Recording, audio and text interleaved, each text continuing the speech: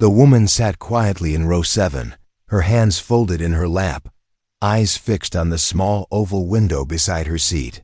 Outside, clouds stretched endlessly, soft and white like waves frozen in time.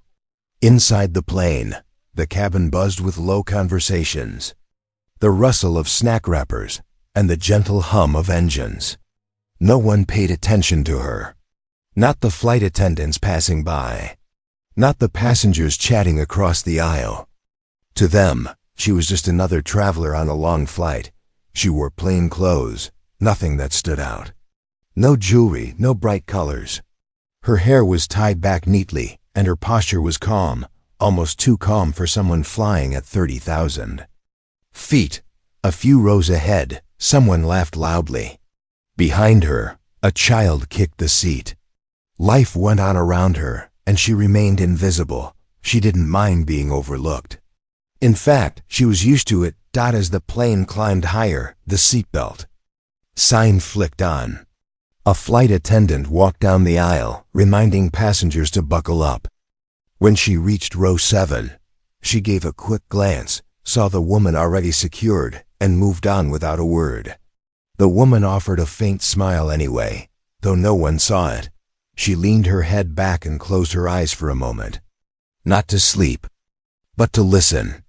The sounds of the aircraft were familiar to her in a way that would have surprised anyone watching. The pitch of the engines, the subtle vibrations in the floor, the way the plane adjusted itself against the air. These details spoke to her, quietly, clearly. A few minutes later, turbulence began to shake the cabin. Nothing dramatic, but enough to make conversations pause and hands grip armrests.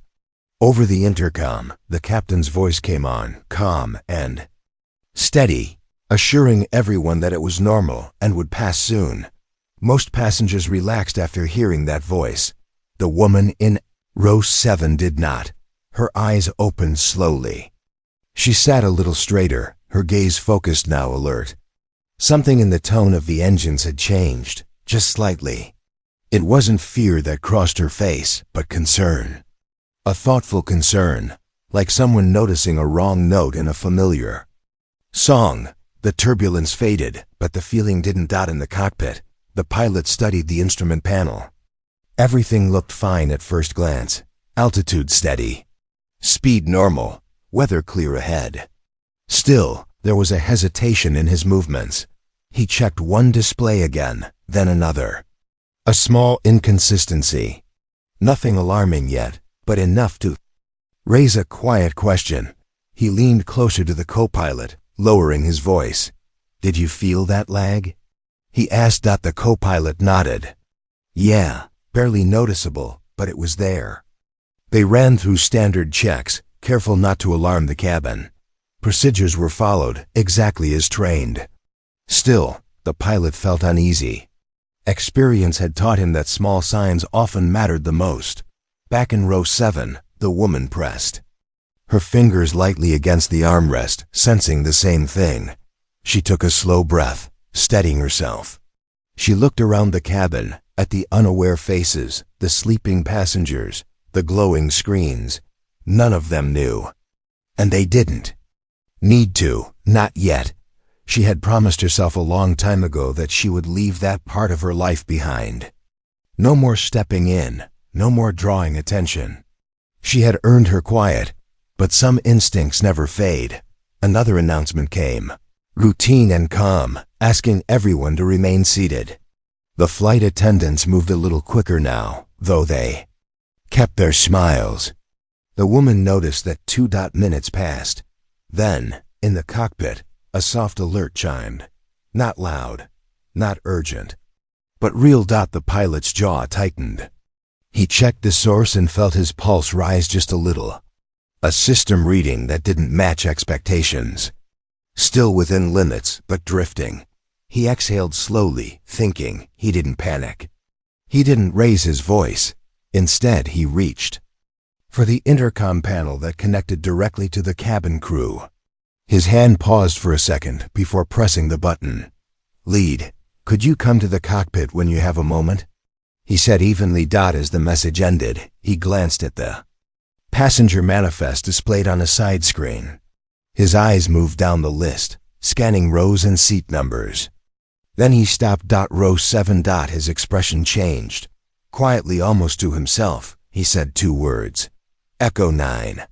The co-pilot looked at him sharply. You mean that Echo 9? The pilot nodded once slowly. If the manifest is right. He leaned back in his seat, his voice dropping to a whisper, filled not with fear, but with respect. And she's on this flight. Unaware of what was being said above her, the woman in row 7 felt a strange stillness settle over the cabin. She opened her eyes again, sensing that something had shifted. Somewhere, a decision was being made. And for the first time since boarding, the world was about to notice her. The woman in row 7 felt it before she heard anything. A subtle shift in the plane's rhythm. The kind most people would never notice. The cabin lights remained steady, conversations continued, and yet something beneath it all had changed. She placed her feet flat on the floor and straightened her back, her calm face hiding years of instinct. A flight attendant stopped a few steps away from her row, pretending to adjust an overhead bin. The woman noticed the way the attendant glanced at her, just for a moment longer than necessary, before quickly looking away. It was brief, but it was enough. She had been noticed. In the cockpit, the pilot reread the manifest once more, confirming what he already knew. Seat number, row, clearance status. It was all there, quiet and official, buried among ordinary passenger details. He swallowed and took a slow breath, reminding himself to stay composed. Don't say anything yet, he murmured to the co-pilot. Let's confirm the trend. They monitored the instruments carefully. The readings were still within acceptable limits, but the direction worried him. It wasn't an emergency, not yet. But it was no longer routine. Back in the cabin, the woman looked around again. People were relaxed, some scrolling on their phones, some asleep, some lost in their own thoughts. She felt a familiar weight settle in her chest. The responsibility she had tried to leave behind years ago. She had boarded this flight as a civilian, just another passenger. No badge, no uniform, no reason for anyone to look twice. She told herself she would only observe. The plane hit another patch of light turbulence. This time, a few nervous chuckles rippled through the rows. A man across the aisle joked loudly about needing a stronger drink. Laughter followed. The woman didn't laugh. She counted seconds in her head, watched how quickly the turbulence settled, felt the response of the aircraft through the seat and floor. Her jaw tightened slightly. That wasn't air. A soft chime sounded. The seatbelt sign stayed on. A flight attendant picked up the intercom but hesitated before speaking, then set it back down. The woman saw that hesitation too. Moments later, the same attendant returned, stopping beside row 7. This time there was no pretending. "Ma'am," she said gently, leaning in just enough to keep her voice low. "Would you mind coming with me for a moment?" Several nearby passengers turned their heads. Curious eyes followed the exchange. The woman felt them but didn't react. She nodded once and unbuckled her seatbelt calmly. "No problem," she replied. Her voice was steady. Too steady. As she stood, someone whispered behind her, wondering what was going on. Another passenger rolled their eyes, assuming it was something small, something unimportant. She followed the attendant down the aisle, every step measured, controlled. She kept her face neutral, not wanting to cause concern. "Not yet." At the cockpit door, the attendant knocked softly. It opened just enough for the pilot to see her face. The moment their eyes met, his posture changed.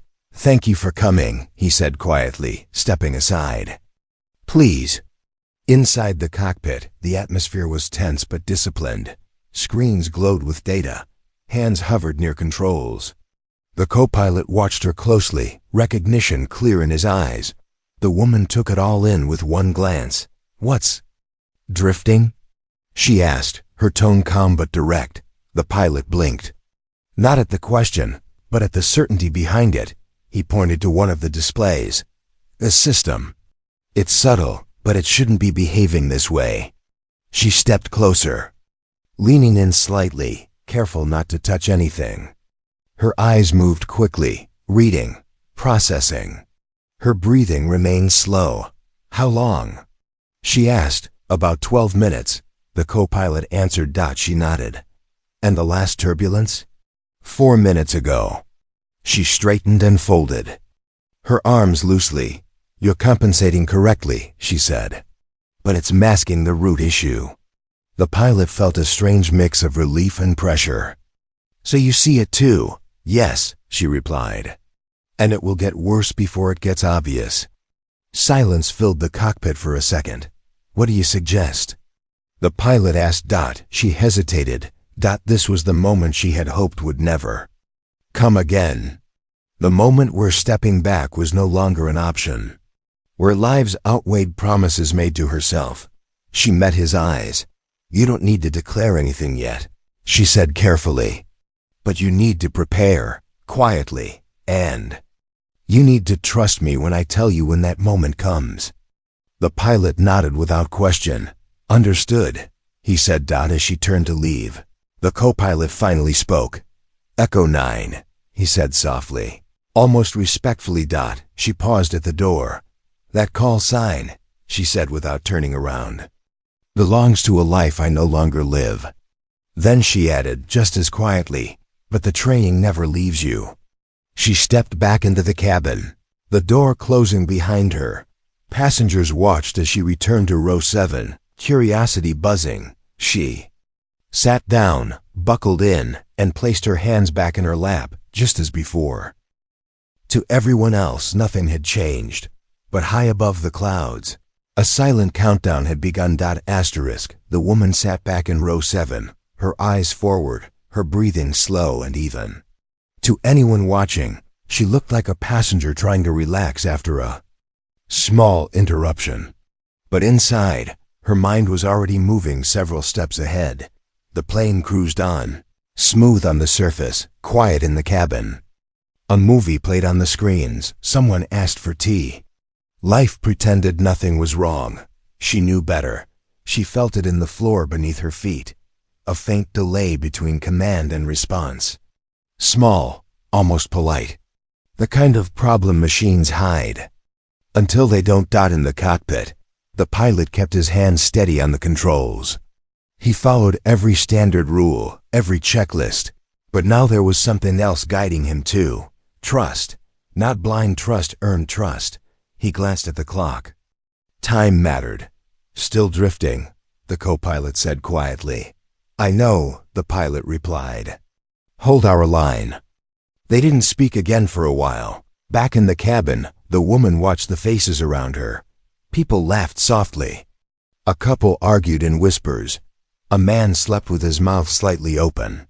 They had placed their lives into the hands of people they would never meet, trusting a system they barely understood.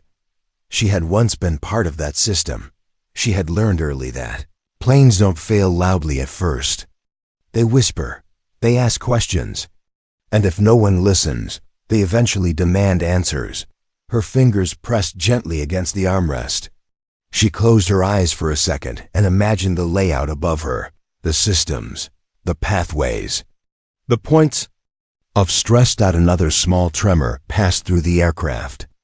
This time, it lasted a fraction longer. A few passengers noticed. Someone stopped talking mid-sentence. Another looked around, uneasy.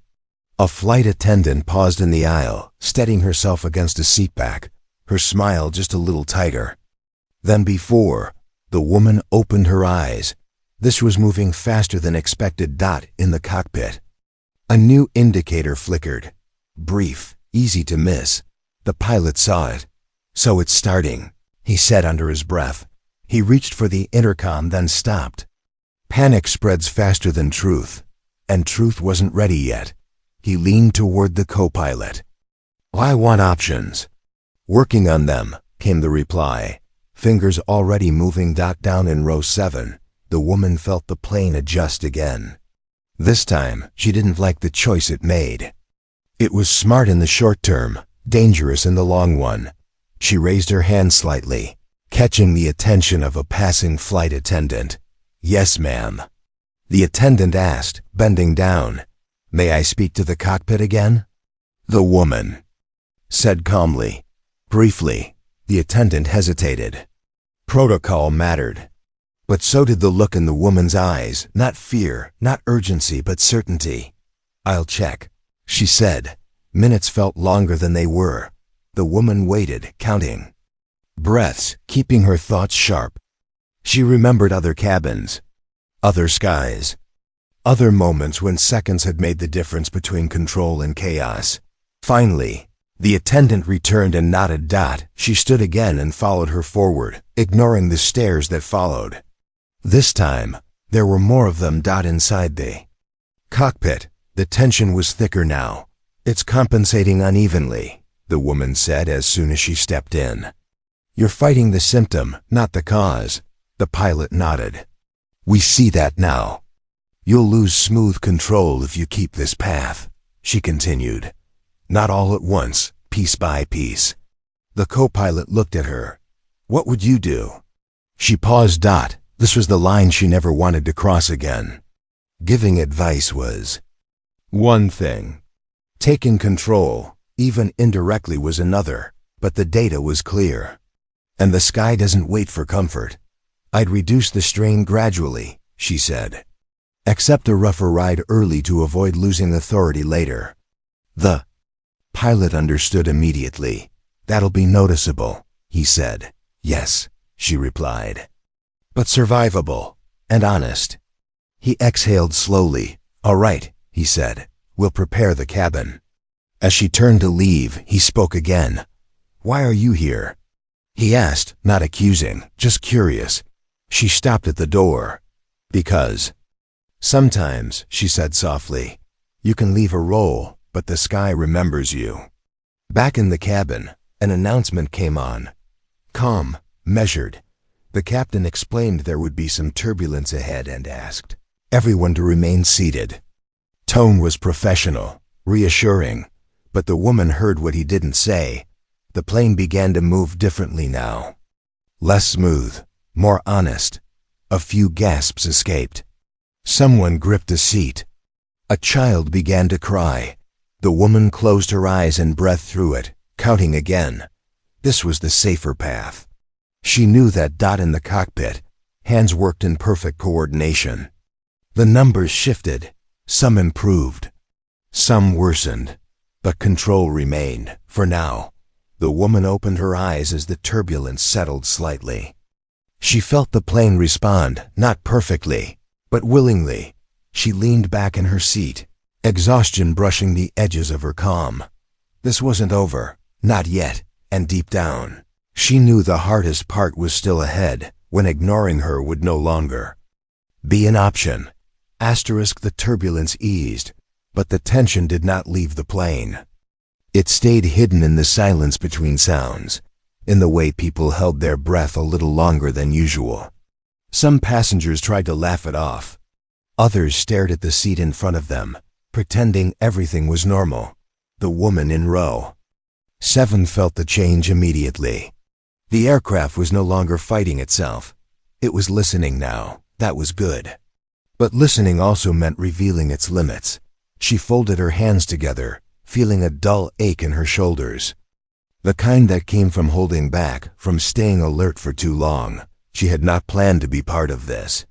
She had told herself she was done with skies and responsibility. And yet, here she was again, counting seconds and reading motion. A flight attendant walked past, slower than before. Her eyes briefly met the woman's, and this time there was no confusion in them. Only quiet understanding. In the cockpit, the pilot watched the readings settle into a new pattern. Not perfect, not dangerous yet, but fragile stabilities.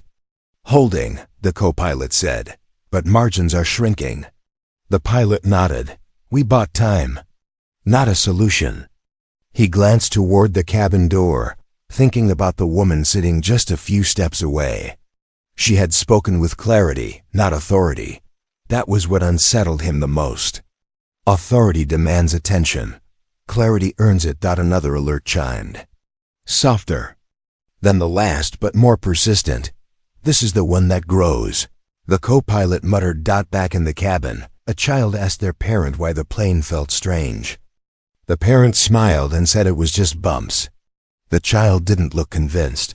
The woman watched the exchange with a tightening chest. She knew what fear looked like before it spoke. She had seen it in trainees, in passengers, in herself long ago. She adjusted her posture and scanned the aisle. The cabin crew was calm, but their movements were sharper now. Controlled. Practiced. They knew something was wrong, even if they didn't yet know how wrong. Minutes passed. The sky outside remained clear, almost mocking in its beauty. Then the plane dipped. Not hard. Not sudden. Just enough. A collective inhale rippled through the cabin.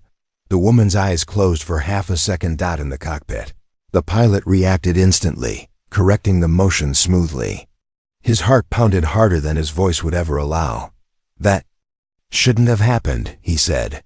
No, the co-pilot agreed. It's responding slower. They didn't need to say more. The pilot reached for the intercom again. This time, he didn't stop himself. Cabin crew, please prepare, he said calmly. No announcement yet.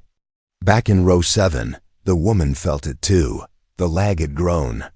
Small, but no longer polite. She stood before anyone asked.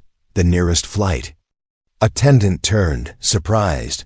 I need to speak with the cockpit, the woman said quietly. Not asking. The attendant nodded immediately. Inside the cockpit, the woman stepped in and felt the tension wrap around her like a familiar coat. You're nearing the edge of smooth correction, she said. You'll still be able to manage, but only if you stop trying to keep everyone comfortable. The pilot met her gaze. If we escalate, we alarm the cabin. If you don't, she replied gently, the plane will decide for you. Silence hung between them. What's the worst case? The co-pilot asked. She took a breath. Loss of clean control during a critical moment. Not now, later, when you least want it. The pilot nodded once. Decision made. I'm going to inform the passengers, he said. She hesitated, then spoke. Keep it honest. Calm, but honest. People sense lies in the air. He gave a small, grim smile. You sound like you've done this before. She didn't answer. The announcement came moments later. Clear, reassuring, honest. There was a system issue. The crew was trained for this. The plane was safe, but there would be unusual movements. Everyone should follow instructions carefully. The cabin changed instantly. Some people prayed. Some gripped hands. Some stared straight ahead. The woman returned to row 7, sitting quietly, grounding herself. She noticed eyes on her now. Not curious, searching. Another shift passed through the plane. Stronger this time. A few cries. A sharp intake of breath. In the cockpit, the numbers edged closer to red lines, not crossing, but flirting. We're running out of margin, the co-pilot said. The pilot nodded. I know. He glanced back at the woman through the open door. She was calm, watching, listening, ready. And in that moment, he understood something clearly. She was not a passenger. Caught in the situation. She was someone waiting for the moment she would no longer be able to stay silent. The plane no longer felt like a place between two cities. It felt like a test that had already begun. The woman in row 7 sensed it the moment the aircraft adjusted again. This time, the movement didn't settle as quickly. It lingered, as if the plane was thinking before deciding what to do next. Around her, fear finally found its voice. Not panic yet, but questions whispered under breath, hands tightening around armrests. She stayed still, eyes forward, listening. In the cockpit, alarms did not scream. They didn't need to. The numbers told their own story now, clear and unavoidable. That response delay is growing, the co-pilot said. We're compensating too late. The pilot nodded, jaw tight.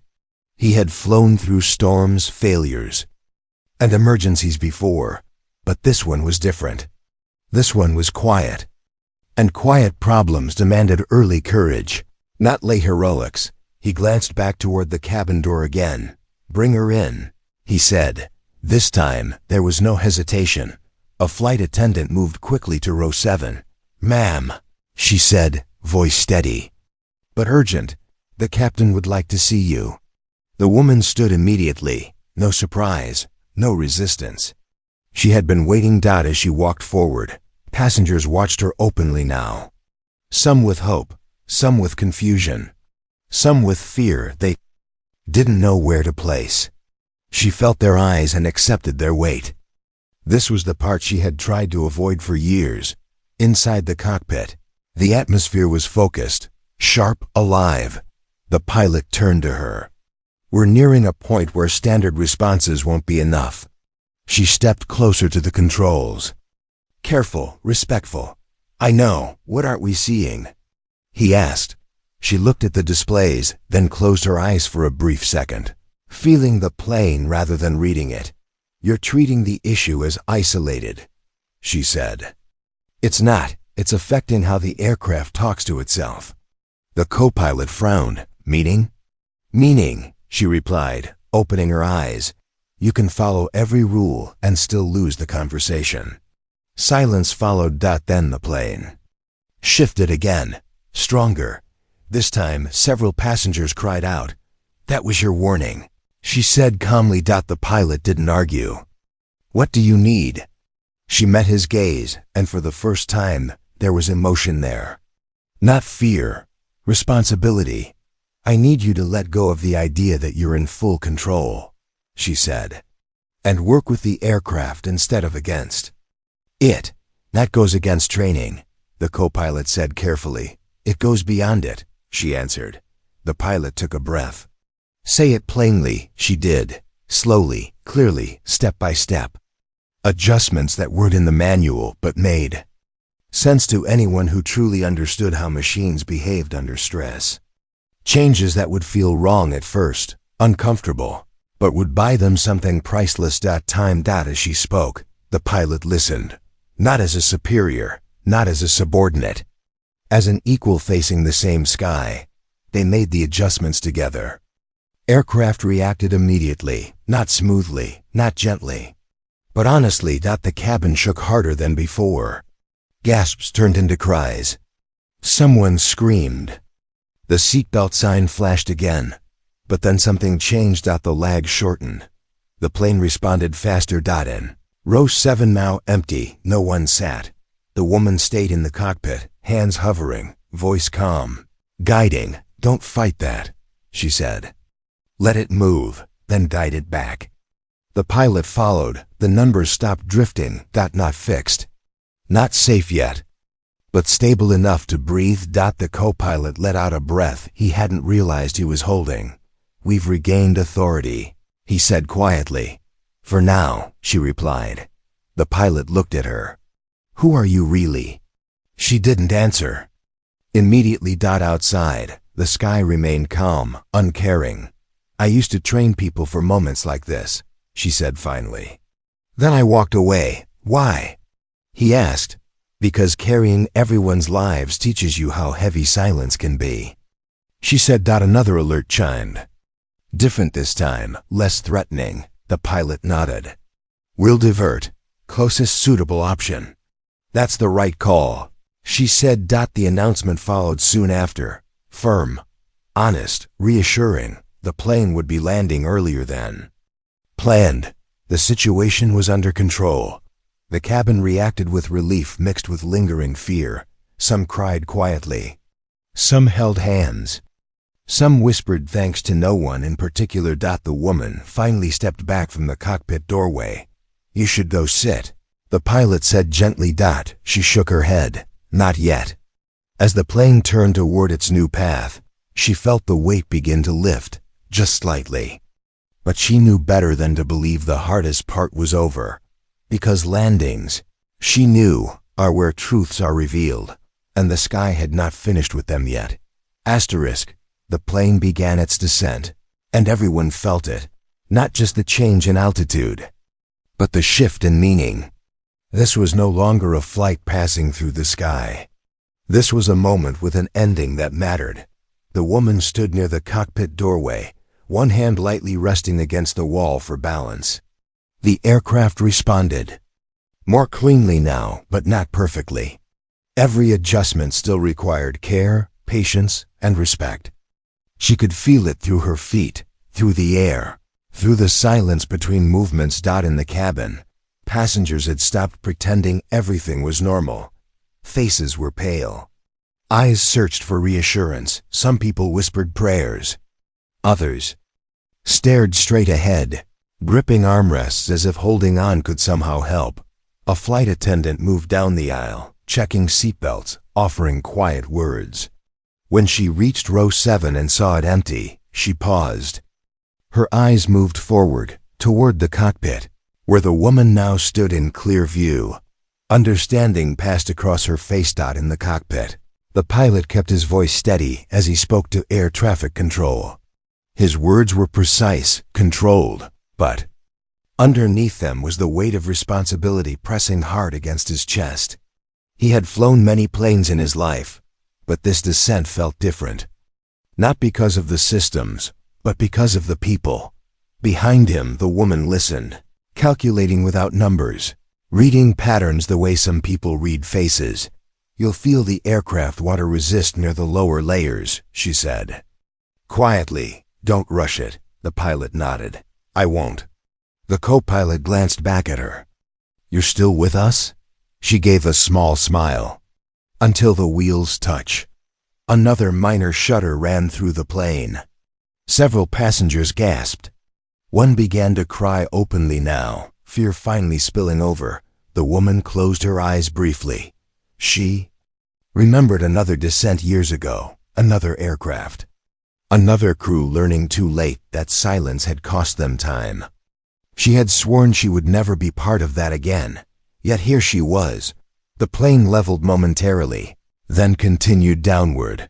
The cabin grew quieter, not calm, but focused. People stopped talking. Even the child who had cried earlier now sat silently. Sensing the seriousness in the air, a man near the aisle whispered, "Who is she?" To no one in particular. No one answered. In the cockpit, an alert flickered again. Not sharp, not loud, but stubborn. There, the co-pilot said. I see it. The pilot replied. The woman leaned forward slightly. That's expected, she said. It's tired, just like we are. The pilot almost smiled at that. They adjusted again. Small movements, gentle corrections. Nothing rushed. The plane responded. Better. A flight attendant came forward, stopping. Just outside the cockpit. Her voice was low when she spoke. Passengers are asking questions, she said. They're scared, but they're holding. The pilot nodded. Tell them we're doing exactly what we should be doing. The woman added softly, tell them the plane is listening. The attendant looked at her, surprised by the words, then nodded and turned back toward the cabin. As the ground drew closer, the woman finally felt the tension ease just a fraction. Not relief, not yet, but alignment. The aircraft was no longer arguing. It was cooperating. She exhaled slowly. The pilot glanced at her. You could have stayed quiet, he said. No one would have known. She met his eyes. I would have. Another few minutes passed. The runway lights became visible through the front windows, distant but real. The cabin collectively leaned forward without realizing it. The woman stepped back now, giving the pilot space. Her role was almost complete. She felt exhaustion settle into her bones, the kind that comes after carrying something heavy for too long. The co-pilot spoke softly. We've got this from here. She nodded. I know. The plane lined up. Wind pushed gently against the fuselage. The aircraft wavered for a moment, then steadied. In the cabin, hands tightened. Eyes closed. Breath held. The woman placed her. Palm against the wall one last time, grounding herself, listening. Easy, she whispered, not to the pilots, but to the plane itself. The wheels touched the runway. Not perfectly smooth. Not dramatic. Just real. A jolt ran through the cabin, followed by a sound that everyone recognized and had never been so grateful to hear. Applause broke out, shaky at first, then stronger. Some people cried openly now, relief washing over fear. The pilot slowed the aircraft, guiding it safely along the runway. The woman finally let herself sit down in the jump seat, shoulders slumping slightly as the weight lifted at last. It was over. Almost. Because as the plane rolled to a stop, and the cabin filled with breath and emotion, one truth remained. The woman who had been overlooked in row 7 could not disappear again. Not after this. The plane rolled slowly toward a quiet corner of the runway, engines easing down as if they too were tired. Outside, emergency vehicles waited at a respectful distance, lights flashing but sirens silent. Inside, the cabin was filled with sounds that had nothing to do with machines. Soft crying, shaky laughter, deep breaths taken for the first time in what felt like hours. The woman remained seated near the front, her hands resting on her knees. Only now did the tension leave her face. It didn't disappear completely. It never did. But it loosened enough for her shoulders to drop, for her breathing to deepen. Passengers stood as soon as the seatbelt sign went off, but no one rushed the aisle. Something held them back. A shared understanding that this moment deserved patience. A man a few rows behind her spoke quietly, his voice trembling. "That woman, she helped, didn't she?" Someone else nodded. "She saved us." The woman heard the words but didn't turn around. Praise had never been what stayed with her. Responsibility always did. In the cockpit, the pilot removed his headset and leaned back, closing his eyes for a brief second. Relief washed over him, followed immediately by gratitude. He turned in his seat and looked toward her. "You stayed," he said softly. "You didn't have to." She gave a tired smile. "Neither did you." They shared a moment of silence that didn't need words. A flight attendant approached her, eyes shining. "People want to thank you," she said gently. "They're asking who you are." The woman shook her head slowly. "Tell them they're safe, that's enough. But please," she said kindly, "let this be about them getting home." The attendant nodded, understanding more than she said, and returned to the cabin. As the doors opened and fresh air rushed in, passengers began to leave one by one. Many paused when they reached her. Some whispered thank you. Some squeezed her hand. One elderly woman pressed her forehead briefly against the woman's arm, tears streaming down her face. Unable to find words, the woman accepted it all quietly. When the cabin finally emptied, she stood and stretched slightly, feeling every hour she had carried the weight of that flight. She picked up her bag from the overhead bin, the same plain bag no one had noticed when she boarded. The pilot walked beside her as they exited the aircraft. "I still don't understand the call sign," he said, not pushing, just curious. She paused at the top of the stairs, looking out at the open sky. "Echo 9 was never about rank," she said. "It was about listening." He waited. "Echo," she continued, "because I was trained to repeat what machines were trying to say before they failed completely. 9 because it was the last Group 1 ever trained. After that, I walked away." "Why?" he asked. She took a breath. "Because sometimes saving people means losing parts of yourself. And I needed to remember who I was without the sky." He nodded slowly. Below them, passengers waited in the terminal, some glancing back, hoping to see her again. But she moved quietly, blending into the crowd the way she always had. As she walked through the airport, announcements echoed overhead, normal and routine.